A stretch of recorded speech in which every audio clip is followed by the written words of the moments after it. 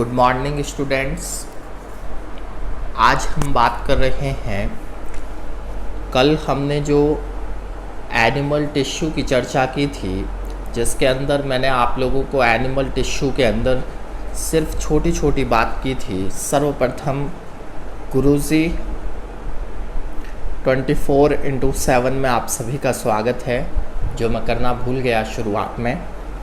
आज हम सब्जेक्ट की बात कर रहे हैं बायोलॉजी की हम लोग, और बायोलॉजी के अंदर, और ये बायोलॉजी कौन से अभ्यर्थियों के लिए है, ये 11th क्लास या फिर नीट और एम्स के स्टूडेंट्स के लिए है।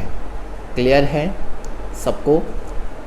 हम लोगों ने लास्ट टॉपिक में डिस्कस किया था, टॉपिक है हमारा एनिमल टिश्यू।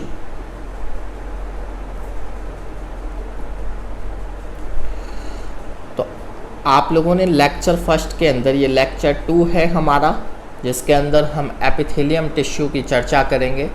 हमने लेक्चर फर्स्ट के अंदर ये बात डिस्कस की थी कि जो आप लोगों के study of tissue, it is called histology, और एनिमल टिश्यू के फादर बाइचेट को कहा जाता है, द फादर ऑफ हिस्टोलॉजी के नाम से भी बाइचेट को जानते हैं। और हम लोग निम्न 3-4 टाइप्स के जो टिश्यू है वो डिस्कस करते हैं इस चैप्टर के अंदर। सर्वप्रथम एपिथेलियम टिश्यू, दूसरा कनेक्टिव टिश्यू, और तीसरा आप लोगों के सामने मसल्स, और चौथा आप लोगों के सामने जो है वो है तंत्रिका ऊतक यानी कि नर्वस टिश्यू। आज हम बात कर रहे हैं एपिथेलियल टिश्यू की। तो आज हमारा जो सब टाइटल है वो आप लगा लोगे, एपिथेलियम टिश्यू। एपिथेलियम टिश्यू यानी कि उपकला ऊतक। आज हम इसको पूरा करके छोड़ेंगे। क्लियर है सबको अच्छे से? तो मैंने कल एपिथेलियम टिश्यू के बारे में बहुत छोटी छोटी बातें आप लोगों के सामने डिस्कस की थी। नंबर फर्स्ट मैंने आप लोगों को ये बोला था कि एपी का मतलब होता है, एपी का मतलब होता है अपॉन। क्या होता है? अपॉन यानी कि ऊपर। थीलियम का मतलब होता है आप लोगों के पास जो है वो टू ग्रो, यानी कि जो शरीर की सतहों पर उपस्थित होती है उसे हम लोग नाम देते हैं एपिथेलियम टिश्यू। और आप लोगों को मैंने ये भी बताया था कि जो एपिथेलियम टिश्यू हुआ करते हैं वो एक्टो, एंडो और मीजोडर्म तीनों से उत्पत्ति होती है। गुण भी बता दिए थे, इनमें पुनरुद्भवन की क्षमता होती है, अंतरकोशिकीय पदार्थ कम है। क्लियर है? ये सारे गुण मैंने डिस्कस कर दिए थे, अब बार बार नहीं करेंगे। आज हम बात कर रहे हैं टाइप्स ऑफ एपिथेलियम टिश्यू। तो हेडिंग लगा लेंगे आप लोग सभी, टाइप्स ऑफ एपिथेलियम टिश्यू।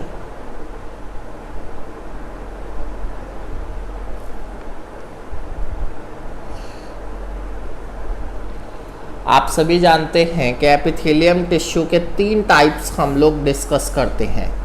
ध्यान से एक एक लाइन को देखते रहेंगे। फर्स्ट, सिंपल एपिथेलियम टिश्यू, सरल उपकला ऊतक।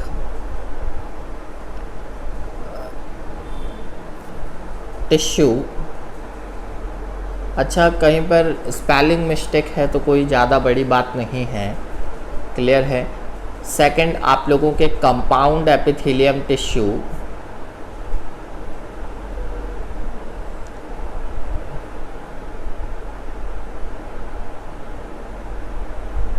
और थर्ड है स्पेसिफाइड एपिथेलियम टिश्यू।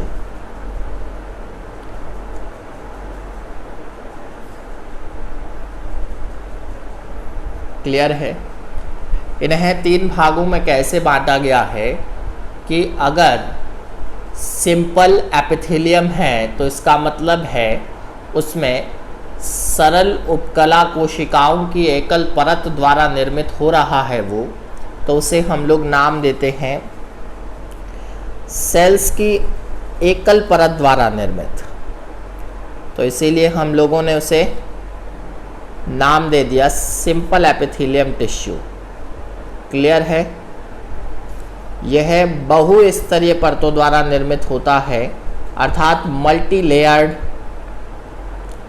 सेल्स से निर्मित होता है। बहुस्तरीय परतें सेल्स की। क्लियर है? और इनके बारे में हम लोग आगे पढ़ेंगे, जो आप लोगों के आगे आ जाएगा। अभी मैं स्टार्ट कर रहा हूँ सिंपल एपिथेलियम टिश्यू। तो फर्स्ट लाइन आप लोगों को समझ में आ गई कि सिंपल एपिथेलियम टिश्यू सरल उपकला ऊतक कोशिकाओं की एकल परत द्वारा निर्मित होता है। क्लियर है सबको? कोशिकाओं की आकृति के आधार पर इसे हम लोगों ने निम्न भागों में बांट दिया है। जो एकल परत है कोशिकाओं की, उनकी आकृति के आधार पर हमने उपकला ऊतक को निम्न भागों में बांट दिया है। देखो कौन कौन से भाग हैं और ध्यान से देखते रहेंगे।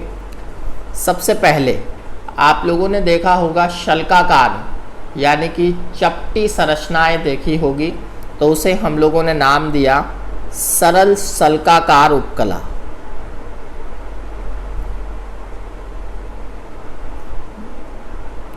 या फिर हम लोग इसे कह सकते हैं सिंपल स्क्वैमस टिश्यू।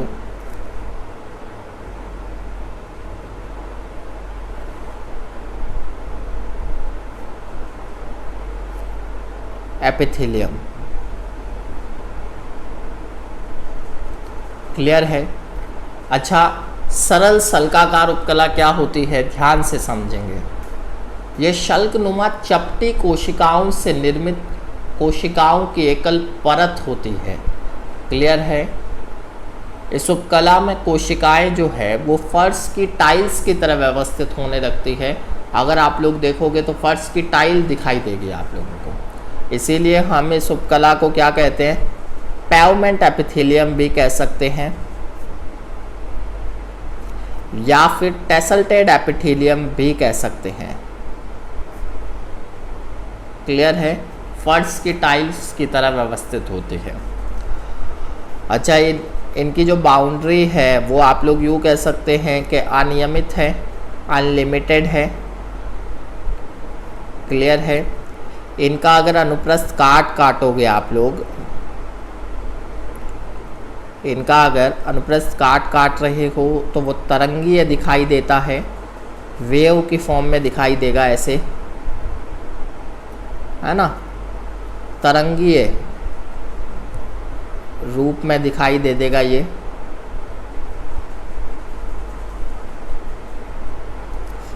क्लियर है? मेन कार्य, एनसीईआरटी की लाइन, मेन फंक्शन क्या होता है शरीर में इसका, वो इम्पॉर्टेंट है। मेन फंक्शन है डिफ्यूजन। क्या?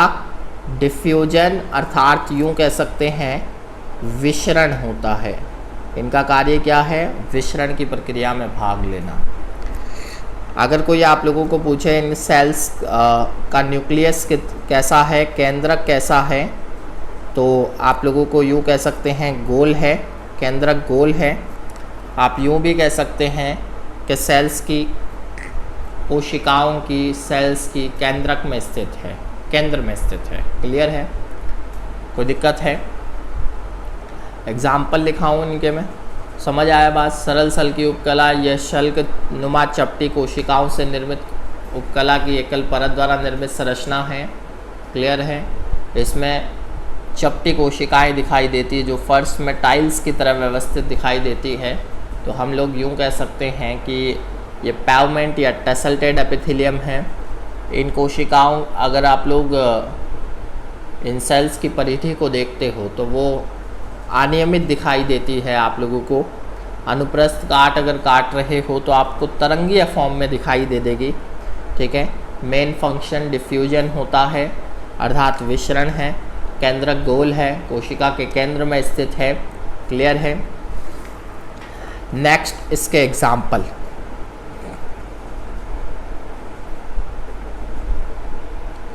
सबसे पहला और मेन इम्पॉर्टेंट एग्जाम्पल होता है एल्वियोलाई ऑफ लंग्स।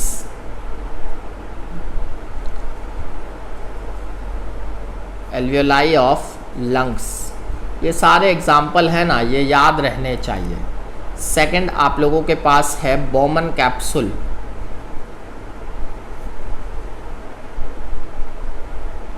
क्लियर है। चौथा एग्जाम्पल है descending limb of Henle. Clear है।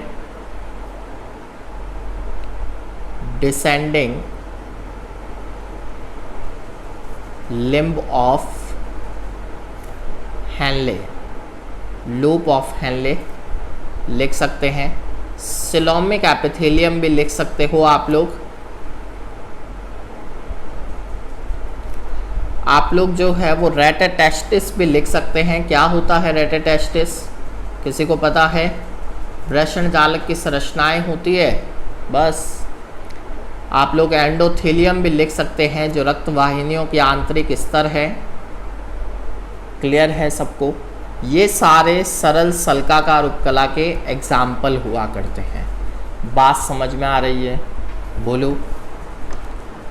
नेक्स्ट हेडिंग लगाएंगे सरल घनाकार उपकला, सिंपल क्यूबॉइडल एपिथेलियम। क्लियर है? तो देखते हैं सरल घनाकार उपकला, ये नोट करें आप लोग। तो नेक्स्ट हेडिंग लगा दी है हमने सरल घनाकार उपकला, सिंपल क्यूबॉइडल एपिथेलियम। क्लियर है? आप सभी जानते हैं क्यूबॉइडल शेप सेल्स की एकल परत द्वारा निर्मित होती है। क्लियर है? तो एक लाइन लिख दो, क्यूबॉइडल शेप सेल घनाकार कोशिकाओं की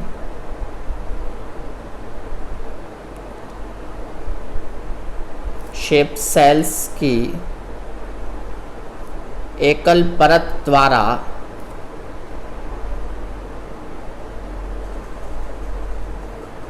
द्वारा निर्मित। क्लियर है? फंक्शन लिखो, मेन फंक्शन इंपॉर्टेंट होता है इनका। देखो उसका विसरण था। क्लियर है? इसका होता है एब्जॉर्प्शन एंड सीक्रेशन एंड स्त्रावण व अवशोषण। क्लियर है? Secretion and absorption. बात समझ में आ रही है अच्छे से? कोई दिक्कत है किसी को? दो एग्जाम्पल इम्पॉर्टेंट दे रखा हूँ। फर्स्ट नंबर पर आप लोगों के है जर्मिनल एपिथेलियम। क्लियर है? कहाँ मिलती है? ओवरी के अंदर आप लोगों ने पढ़ रखी होगी। सेकंड आप लोगों ने थायराइड फॉलिकल्स को देख रखा है। बोलो। क्लियर है? युग्मक बनाने वाली उपकला उत्तक है और थायराइड फॉलिकल थायराइड में आप लोगों ने देख रखी है। बात समझ में आ रही है अच्छे से? कोई दिक्कत है किसी को यहाँ पर? नेक्स्ट सिंपल क्यूबॉइडल एपिथेलियम के कुछ मॉडिफिकेशन भी है, जिसके अंदर simple cuboidal shape epithelium, cuboidal shape cell की एकल परत द्वारा निर्मित जो एपिथेलियम है उसके ऊपर कुछ संरचनाएं आ जाती है, जैसे ब्रश बॉर्डर या सीलिएटेड क्यूबॉइडल एपिथेलियम। तो हेडिंग लगाएंगे मॉडिफिकेशन, हेडिंग लगाएंगे रूपांतरण, मॉडिफिकेशन।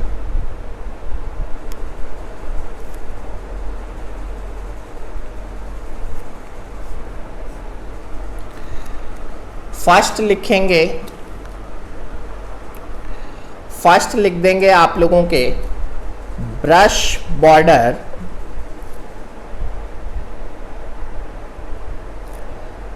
सिंपल क्यूबॉइडल एपिथेलियम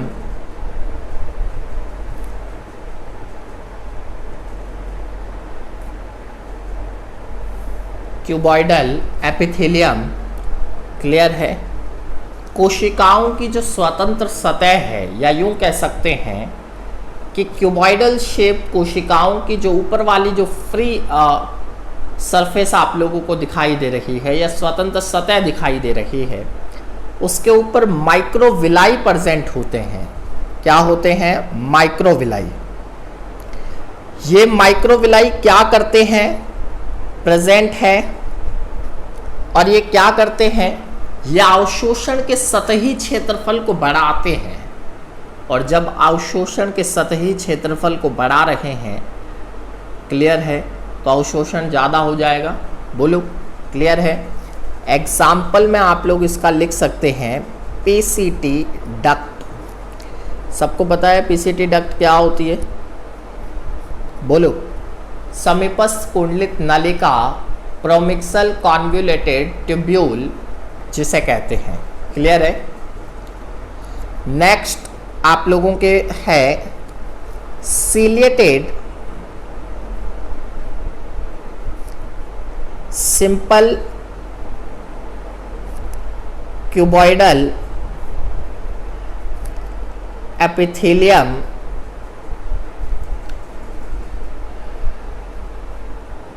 इसमें क्या होता है? जो सेल की फ्री सरफेस है, स्वतंत्र सतह है जो सेल की, उसके ऊपर क्या आ जाते हैं? सीलिया आ जाते हैं। एग्जाम्पल आप लोगों के कह सकते हैं सीलिया प्रेजेंट कहाँ? प्रेजेंट स्वतंत्र सतह पर। एग्जाम्पल लिख सकते हो नेक ऑफ नेफ्रॉन। आप लोगों के नेक ऑफ नेफ्रॉन किसे कहते हैं? मैं थोड़ा सा यहाँ डायग्राम बना के बता दूंगा। नेक ऑफ नेफ्रॉन, क्लियर है?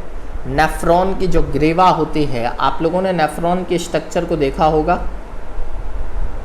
ये स्ट्रक्चर आप लोगों के आती है, ये आप लोगों के अभिवाही धमनिका जा रही है जो बनाती है और बाहर निकलती है।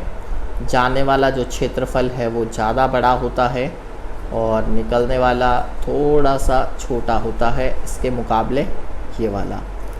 ये जो हिस्सा है जो आगे जाके पीसीटी बनाता है, ये वाला हिस्सा जो है वो नेक ऑफ नेफ्रॉन का होता है। क्लियर है? ये आप लोगों के हम लोग जब बात करेंगे हम लोग एक्सक्रीटरी सिस्टम की, तब हम लोग इसके बारे में डिस्कस कर लेंगे। ये बात क्लियर हुई? पहले ये बताओ आप लोग सारे के सारे क्लियर हो गया सब कुछ? बोलो। नेक्स्ट हम लोग बात करेंगे सरल स्तंभाकार उपकला।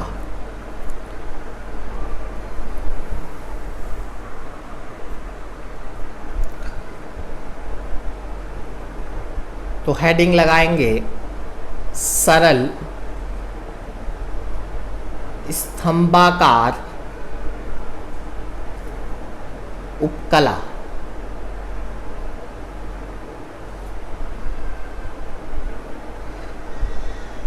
इंग्लिश वाले लिख लेंगे सिंपल कॉलमनर एपिथेलियम। देखो जनरली होता क्या है, बायोलॉजी के अंदर हम लोग जो नोट्स बनवा रहे हैं या पढ़ा रहे हैं आप लोगों को, उसमें ज़्यादा अंतर नहीं है साहब। ठीक है, तो आप लोग थोड़ा सा देख लें वही लाइन वापस से कि यहाँ पर स्तंभ नुमा सेल की एकल परत द्वारा निर्मित हो रहा है। ये स्तंभ नुमा सेल्स की एकल परत द्वारा निर्मित हो रहा है।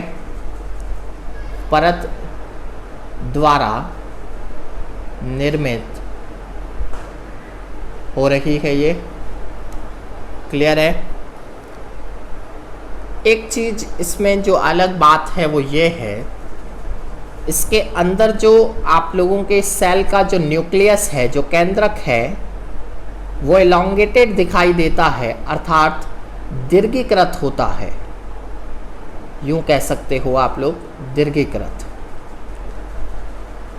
और वो तो है ही कि इसका केंद्र में नहीं होता है, बल्कि इसके आधार पर स्थित होता है। कुछ स्ट्रक्चर्स को देखें आप लोग, आपको समझ में आएगा। ये स्तंभ नुमा सेल है जो दिखाई दे रही है, साइड में देखते रहें। और ये केंद्रक एलोंगेटेड केंद्रक है और इसके आधार पर स्थित है। क्लियर है? इसके सबसे अच्छा एग्जाम्पल क्या है? इसका सबसे अच्छा एग्जाम्पल होता है कि एक तो यकृत कोशिकाएं, जिन्हें हम लोग लीवर सेल कहते हैं और जिनका नाम है हेपेटोसाइट सेल। क्लियर है? हेपेटोसाइट या फिर यकृत कोशिकाएं। क्लियर है? और एक होती है आप लोगों के बाइल डक्ट या फिर पित्त नलिका। क्लियर है? पित्त नलिका भी लिख सकते हो आप लोग। क्लियर है सबको अच्छे से? इसके मॉडिफिकेशन हम लोग पढ़ेंगे, जैसे उसके मॉडिफिकेशन पढ़ेंगे। अब बार बार नहीं बोलूँगा मैं, जल्दी से हम आगे बढ़ते हैं। इसके मॉडिफिकेशन है आप लोगों के सामने, रूपांतरण पढ़ेंगे हम लोग, जो देख लीजिए आप लोग। फर्स्ट रूपांतरण यही है, ब्रश बॉर्डर।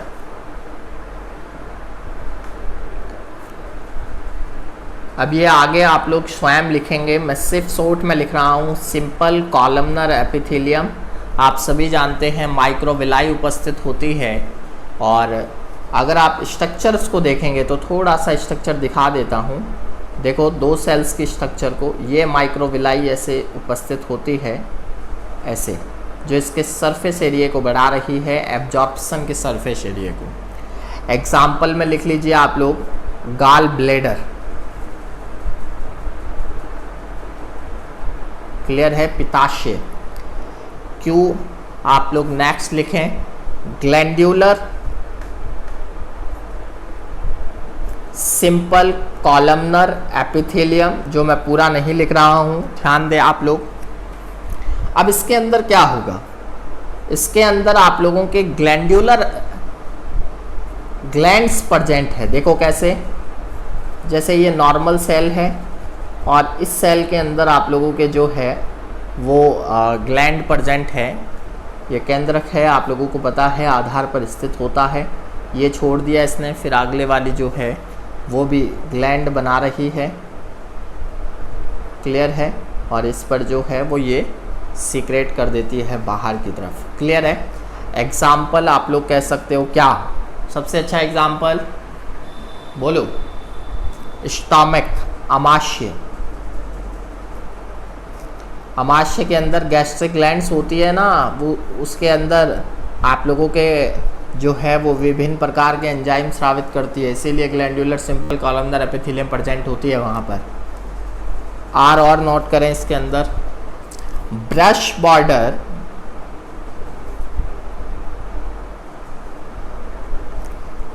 ग्लैंड्यूलर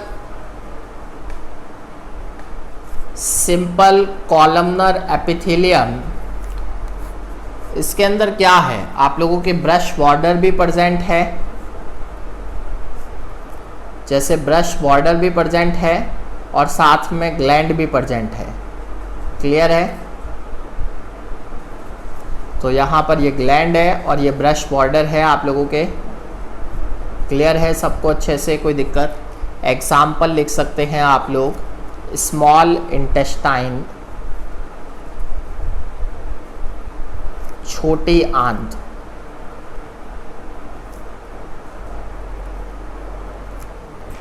क्लियर है?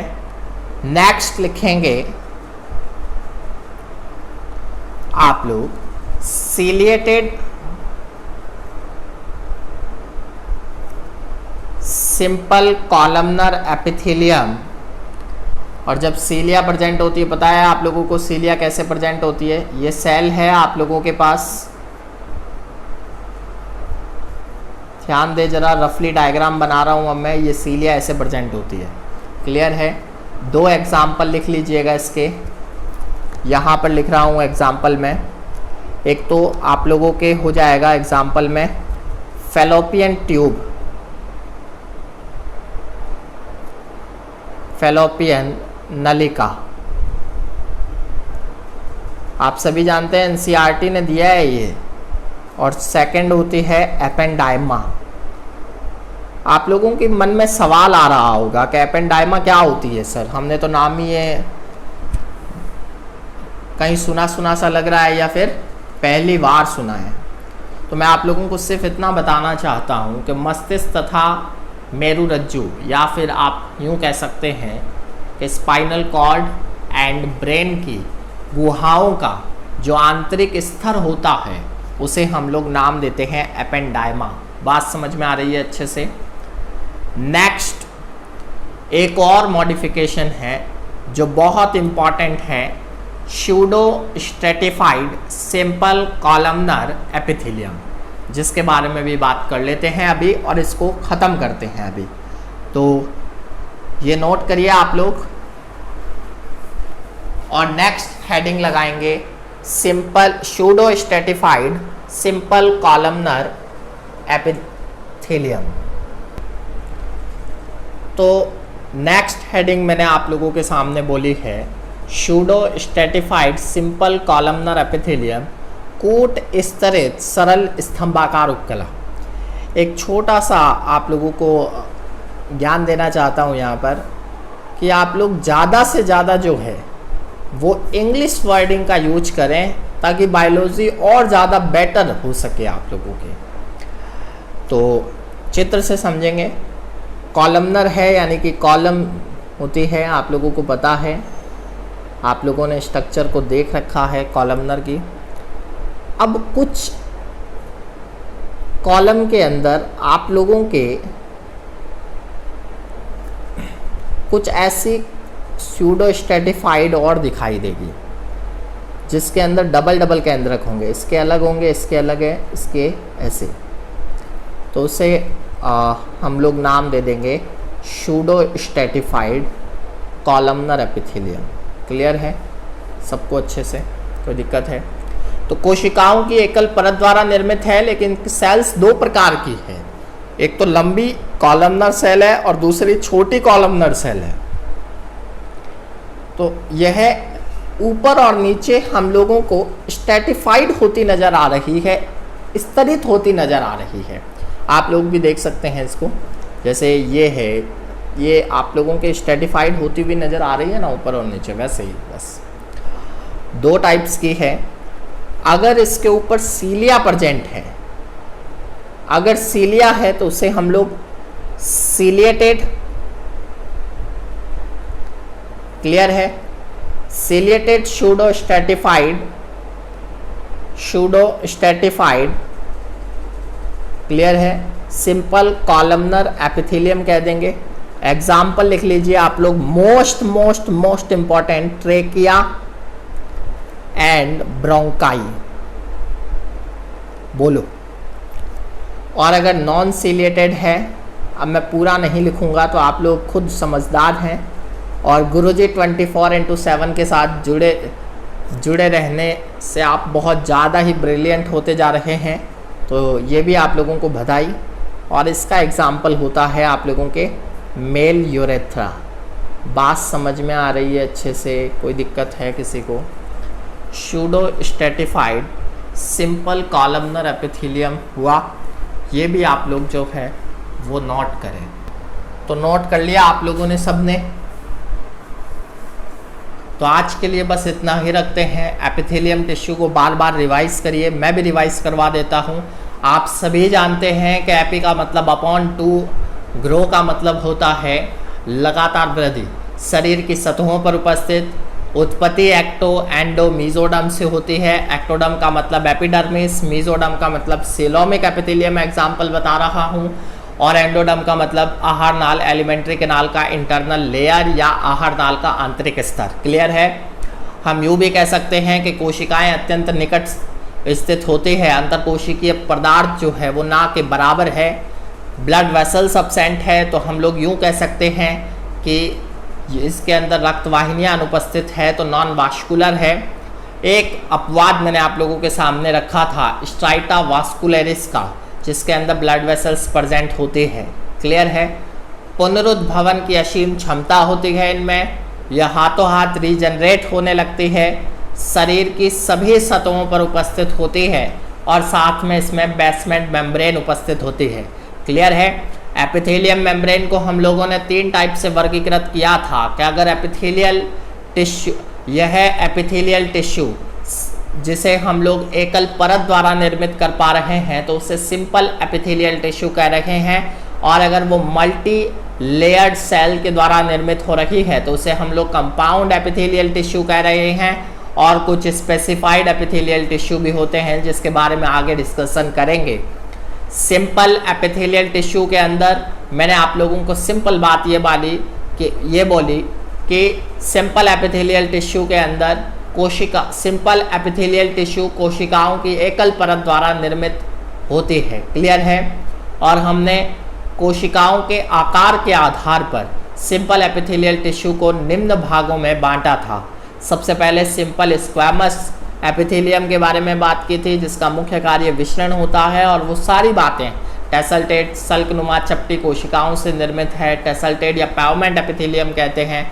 विसरण है एग्जाम्पल में alveoli of lungs, Bowman capsule, descending limb of Henle, rete testis, endothelium, coelomic epithelium, ये सारी बातें की थी। सिंपल क्यूबॉइडल एपिथेलियम के बारे में जिसके अंदर घनाकार कोशिकाओं की एकल परत द्वारा निर्मित यह उपकला है जिसके अंदर मुख्य कार्य स्त्रावण और अवशोषण है।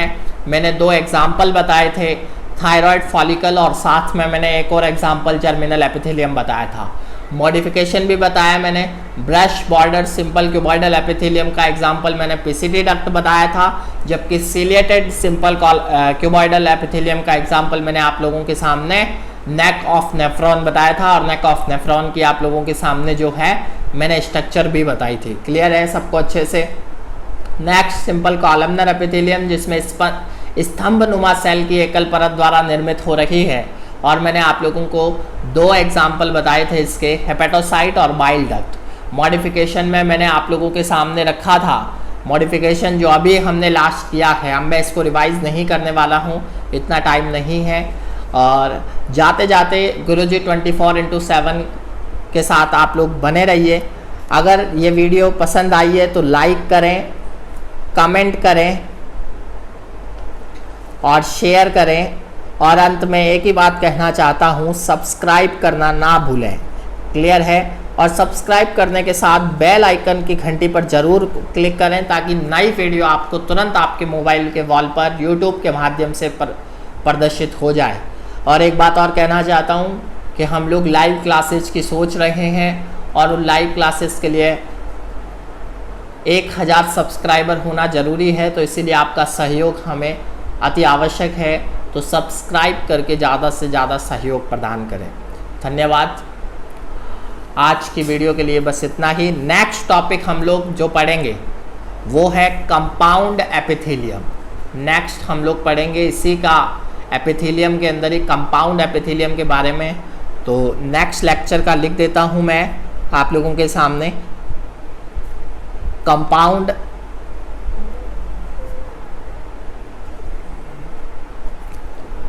एपिथेलियम या संयुक्त उपकला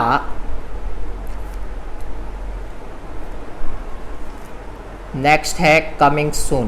क्लियर है। बने रहिए हमारे साथ। कुछ लोग सोच रहे होंगे सर का नाम क्या है, तो सर का नाम है ए सर। क्लियर है।